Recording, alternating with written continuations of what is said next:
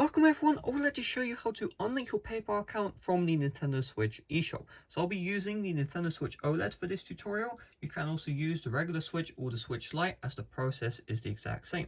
So first step is you want to open up the Nintendo Switch eShop. It may take a minute or so to load.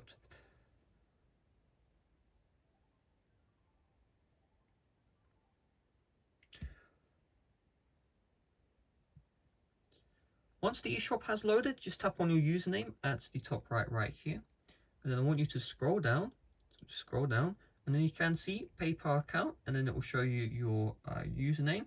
And you just want to tap on Unlink, and you can see your PayPal account will be unlinked. Just tap on Unlink, and boom, just like that, your PayPal account has been unlinked from your Nintendo Switch eShop. So hopefully this video did help you out. If it did, make sure to leave a like, subscribe for brand new. Check out my playlist on the end screen right now for a bunch of tips and tricks on the Nintendo Switch OLED, which you may not know, how to pair the AirPods, a bunch of other stuff as well. So check that one right now. If you do not see the end screens, check it out in the description.